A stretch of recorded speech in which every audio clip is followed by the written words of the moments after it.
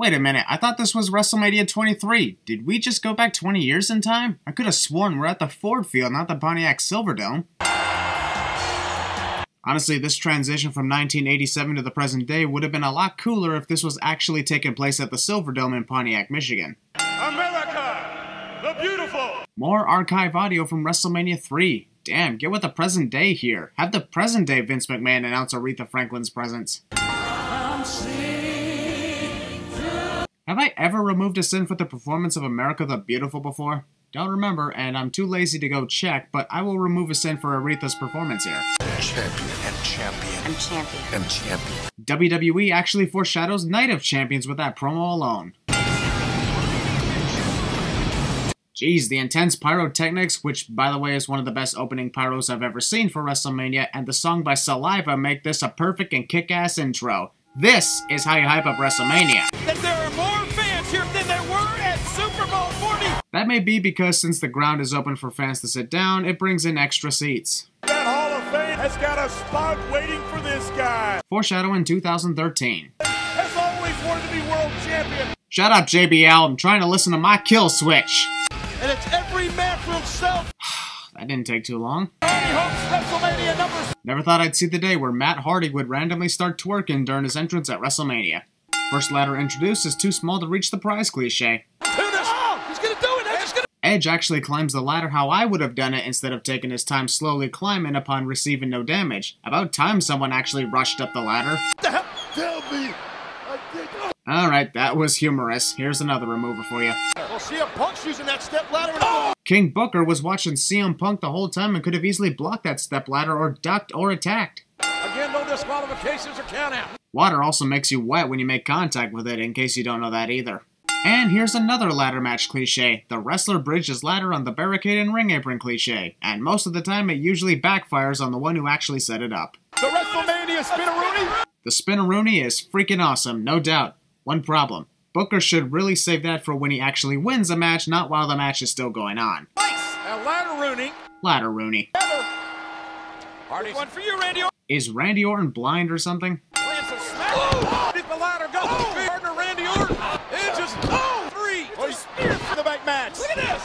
Holy shit! 6 spears in a row on that spear rampage. 6 spears, 6 sins removed. Look at the size of that thing. That's what she said. Sorry, couldn't resist. Money in Bank latches. What the hell's a Money in the Bank latch? Also, Edge is an idiot as he didn't place the ladder in the right place below the briefcase before ascending. Matt Hardy. That's Jeff Hardy, you moron! A lunatic win the damn match. JBL would be great at Cinema Sins 2 expansion, as Jeff had the chance to actually win this match. Who knows, him pretending to jump onto Edge could be what would have secured his victory simply by turning around and going for the prize. I think I may have accidentally killed my own brother face. And the ladder. Another RKO rampage, another 3 sins removed, and oh my god, we're in the negative side now. This event may not have any sins by the time I'm done with this. Ceiling cam. Booker's finisher is not called a book lend. A book lend is when you actually allow someone to borrow your reading material. Booker to hell with her. I've left plenty of women. JBL is addicted to marriages, no matter how much I agree that Booker should have allowed Charmel to take the sacrifice so he can get the briefcase. Hornswoggle's going up the ladder. Skip! Would have been a lot cooler if that was from the top of the ladder, to be honest. Mr. Kennedy wins. And what a memorable world title reign Mr. Kennedy had too. Oh, wait. Largest movie premiere of the century. That's the most bullshit announcement I have ever heard for movie premieres. Largest premiere of the century? That's stupid, and so was the movie. Every time Stone Cold would say something funny, the fans would cheer. Whereas I would have been like, shut your damn mouths, I'm trying to watch the fucking movie and you're ruining my experience, assholes. I don't know who or what can stop him. If only we could ever take the Great Khali seriously. King jerked to the floor as if he were a cruiserweight. Comparing Kane to the cruiserweights just because Khali threw him out of the ring is a really bad comparison from my point of view. He just goes in the ring and he just wants to hurt people. Wrestler goes into the ring with the intent on hurting his opponent's cliche. Why is the referee letting this guy out? Because when a wrestler is locked against the ropes, it's the referee's job to release them to even the playing field once again. Wait a minute, look out! Kane attacking Khali right in his Khali's, I guess, was honestly more awesome than anything Jacob Goodnight ever did in See No Evil with that very same chain. Is WWE seriously trying to replicate nearly every major moment that occurred at WrestleMania 3 from 20 years ago? Because if so, you might as well rename this event WrestleMania The Force Awakens, since it's trying to be a disastrous copycat. Post-match assault. Also, the Great Khali using that chain hook better than Jacob Goodnight ever did. Also, why the hell did the bell ring as if Khali got disqualified? The match is already over. What is ringing the bell a lot afterward going to do? The entire existence of this dance party. Legends like the Nature Boy Ric Flair. Commentator reciting the names of those who have won a certain championship when said title match begins cliche. All over the world, and look at it now. Match is going on, so we should get close enough to where we are almost kissing. And let me poke you too while I'm at it. In his repertoire, Inclusing? Does Michael Cole have a habit of making up words as he goes along? Leave your opinion in the comments on what you believe the word inclusing should mean. Guy that belongs in the Hall of Fame one day, Chris Benoit. Superplex from the top. Wow, that pinfall counter following the superplex was super amazing. Here's yet another sin remover. MVP says count it. What? MVP never said count it. He clearly shouted ball in. How in the hell can you confuse ball with count? Donald Trump is always a sin. Of course, I'm not going to go overboard with the sins in this case. Since 2007, Donald Trump is not as big an asshole as he becomes years later. Still is one, but not as bad. I have no food, I have nothing to drink. Aren't you a freaking billionaire? Why are you worried so much about the lack of food you're getting? Can't you just send someone to get you food or something? Who the hell are you? Really? Introducing himself twice didn't tip you off that he's the boogeyman? Also, the boogeyman doesn't actually get Donald in the scene. AT&T mobile text voting polls. Well, this deserves a few sins. Why is that? Because The Undertaker won the Royal Rumble match and is put on during the second quarter of this 4-hour show. This is a damn shame. I don't get the reasoning for Teddy Long being a random guest ring announcer for this World Heavyweight title match, to be honest. And introducing Marty. What is it with the timekeeper randomly ringing the bell all the time for no reason? It had already rung to signal the first entrance, and now again while the first entrance is going on. The right left hands to the animal. Haha, the referee got scared, and likely pissed himself too. See that? That's how you sell the knee hitting the stairs, causing you to flip into the air. In most cases, wrestlers look like they're trying to fly in the air while missing the stairs completely. The Undertaker shows us all how it's really done. And Batista. What a devastating kick to the air. West to the guts. In here. Come. Well, that was weird. Not a soul sitting down. Well, except for you guys, unless JBL randomly stood up while commentating that just so he would actually be honest with that statement. 14 years undefeated at WrestleMania. Well, technically no. Sure, Undertaker is 14-0, but he missed out on 2 WrestleMania events, so he's actually been undefeated for 16 years, not 14. The champion flying through the air. One of the very few times that Undertaker connected that amazing dive out of the ring without landing it correctly and injuring himself badly. Neither does a disqualification. Dave Bautista attempted to annihilate Lillian Garcia by throwing Undertaker in her direction. Is the referee seriously standing on the ropes posing for the fans? Because standing on the ropes doesn't make you an intimidating referee, you know. Both Dave and The Undertaker have been outside the ring for longer than a referee's 10 count, and yet I don't think this referee has even started to count them out. Are you still posing on the ropes or something? This was another one of the coolest moments of this match, the way the running power slam was perfectly executed through the table. He looks like a wild Samoan. How the hell does Dave look like a wild Samoan in any way? He wears scars like badges of honor. I think that's the second or third time that JBL mentioned The Undertaker wearing scars like badges of honor. I heard you the first time. It's not impressive hearing it the second. Batista ball, and he got him. And Undertaker. Man, I remember the good old days where The Undertaker used to be immortal at WrestleMania. Many great matches were performed during that time. There's 2. Michael announced that there was a 2 count when the referee was just hitting the 1 count on the final pinfall. Little too early, man. What the hell are you doing this baby? Vince McMahon is even a dick to his own granddaughter, even if his actual granddaughter is not in that crib.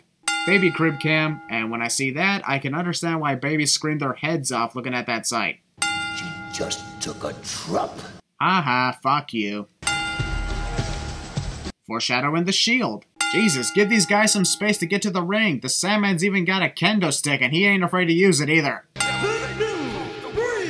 More like the forgettable breed, as I only remember these guys from this match at WrestleMania alone. that just because they are the... Probably should have saluted the Sheik before the match began, Sabu. Ah. Break up that pin cover. First off, Marcus Corvan missed Kevin Thorne's hand entirely in that exchange, so the tag never happened. But also, the referee never saw the supposed tag either, and yet the tag is legal. The Sandman prepared to jump off the apron before Marcus could even punch him. Why didn't he just jump off before Marcus could connect, thus saving himself? I believe I can fly. Oh my God! Normally, it's awesome to hear Joey Styles shout, "Oh my God," but in this case, it was random and unnecessary as no "oh my God" moment even happened at all during this time. In some ways, the graphics for this big match is correct, but I truthfully believe Bobby Lashley and Umaga should be up front with the representatives in the background, considering neither Vince nor Donald are actually wrestling tonight. Ego versus ego. Hair versus hair. What was also in that reading but wasn't uttered to the audience was asshole versus asshole. Keep their billionaire out of the barber's chair. No one likes a rhymer. What is... I had no idea that the barber's chair and equipment was a participant in this match. Who would have thought that an inanimate object would have an epic entrance at WrestleMania? Yeah, shut up. Also, literally 11 minutes worth of entrances. Mr. McMahon! Mr. McMahon. Also, surprised that Vince didn't confront Jim Ross about insulting his name like that, since he tends to get triggered so easily. Miss Teen USA, along with Miss USA, are simply booing Vince, but Miss Universe to the right is calling for his death. And now we present to you Umaga, who is accompanied to the ring by the Intercontinental Champion Armando Estrada. Head looking like a... Jerry Lawler is somehow not able to come up with some sort of humorous quip about this situation. I guess there's a first for everything. Would love to rename this event Trumpomania. Trumpomania. I've heard some weird and dumb parody names for WrestleMania, but that definitely takes the cake as the weirdest and the dumbest. That hand gesture looks kinda wrong if you ask me. Have you ever been inside Donald Trump's condominium? Like you have? He's got a Persian rug made out of real Persian. If I had $1 for every time I heard Jerry mention that a rich guy has real Persian rugs, I'd be richer than whoever he mentioned had it. National Amateur Champion. Discount Brock Lesnar. What? Austin is not in a good mood. Is that even supposed to be news, JR? Ringing the bell before Umaga even has a chance to step into the ring yet? Stone Cold Steve Austin is a dick tonight. Nice try, Umaga. We clearly saw your face not even come close to contact with the ring post. To Umaga's head. Cigar littering. And Stone Cold is just letting it happen. Well, Armando is not exactly a participant in this match, plus he hasn't made contact with Bobby at all. And either way, Steve isn't going to just call for a disqualification in this match. Took it away. If I'm being perfectly honest, Steve Austin was one of the most entertaining referees I've ever seen before. But fuck, the boss says I have to add in a sin for Steve not calling for the disqualification upon the 5 count. Good news is I don't have to do that again after the one time. Austin obviously doesn't want to disqualify either man. Then why not just make this a no disqualification match if that's the case? Steve's the referee, right? He runs how the match goes. The 2 count. Hey. Umaga got a 2 count, so that totally means Vince should randomly climb the ring apron for no reason other than to continue cheering for Umaga from a higher vantage point. Now, look out! Yes. Well, that's what happens. 8, 9. Stone Cold is fucking awesome. No count out. Why didn't you just announce that from the get-go? Especially since you guaranteed there would be a winner. Trying to get off. There's always a first for everything, and for this case, it's the first time Steve Austin is involved in the referee knocked down a crucial point in match cliche. Like I say, looks like Thomas the Hitman Hearns there. What? You could get from... I suppose any random asshole can be a referee in a WWE match so long as they are wearing the referee's shirt. Steve Austin. What's going on over here? Never thought I'd ever utter these words from my mouth, but Donald Trump would be great at CinemaSins 2 expansion. Now, if you'll excuse me, I need to throw up. Hey, look at this! Donald Trump! We must really be in the sins apocalypse here because Donald Trump successfully managed to get a sin remover for attacking Vince. Whoa, stop right there. The timekeeper seriously rang the bell before Steve made the 3 count? Well, there's 3 sins added for sucking at his job. Hey, watch out! Post-match referee assault. I definitely gotta remove a sin for Vince's attempts at sneaking away. It was funny as hell throughout. I think he has escaped! Then you, sir, are very wrong. For your arms, I don't deserve this!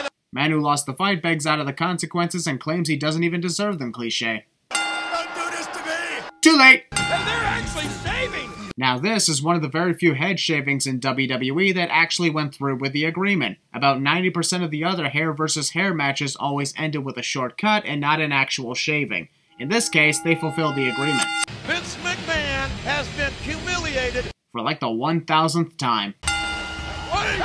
Austin! Austin, stop the double! Previously on something we neither knew nor cared about from WrestleMania 23. Mickey James, Tori Wilson. I feel bad for the ring announcer having to announce every diva that's represented in this Lumberjill match. Would suck if he missed out on one.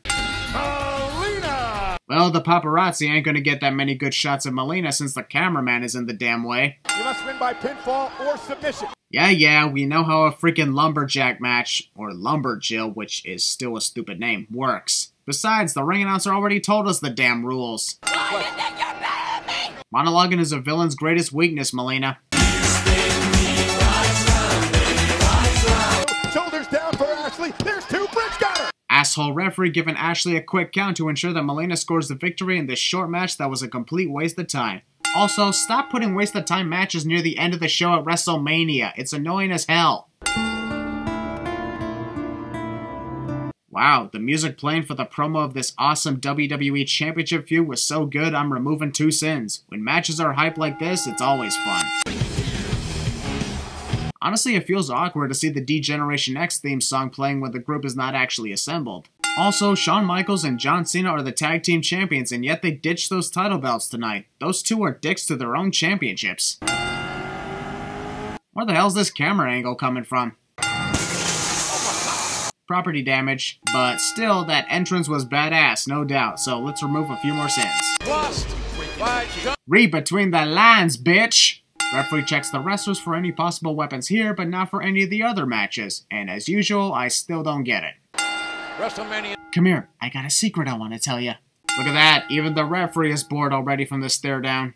Cena's spending more time looking down his shoes. When he should be spending more time actually wrestling. It's the main event here, and he's the WWE Champion. Driving that big Ford Mustang through the streets of Detroit. I thought we were in Detroit. Jerry assumes we're in Destroyed, which I didn't know was a city in Michigan. Down the line of Cena, look at that! Cena missed. Shawn gets clothesline, which convinces him to start spinning around on the ground after he was already down. Talk about overselling the moves here. After not the most auspicious. No doubt one of the longest staring contests in the history of WrestleMania. Destructive Michaels gets Cena back in the ring. John Cena was already in the ring, JR. It's Shawn who's on the apron. Look at that! Ah, the table didn't break. Can you continue this match? And do you mind if I slap you on the shoulder while I ask you if you can continue this match? Sound cool to you? Go home, John. You're drunk. Have I ever told you what pretty eyes you have? And another referee knocked down a crucial point in match cliche. Has there ever been a major match where the referee did not get knocked down at some point? That Spike Piledriver was, in my opinion, the most hardcore moment of this main event match. Since John's neck didn't get seriously injured, I feel no guilt in removing sins. Look at the expression on John Michaels' face. John Michaels? Who the hell's John Michaels? The guy who's facing Shawn Cena? This is a WrestleMania moment. Literally everything that ever happens is a WrestleMania moment since it's happening at WrestleMania. You gotta cover it, Cena. Quit your cheerleading. Fight out of that. You gotta look at that. Well, there's another sin removed for the way Shawn continuously escaped the STFU and rolled up John. Man, I love this match. If Michaels does, The way John Cena said tap. this match will continue. Referee does what I believe all referees should do in WWE when a wrestler refuses to break the hold upon their opponent reaching the ropes for the break. Hey Shawn, you mind getting your hand off my junk, please? I can't wait to lose those tag team titles so that I won't have a reason to team with you anymore, face.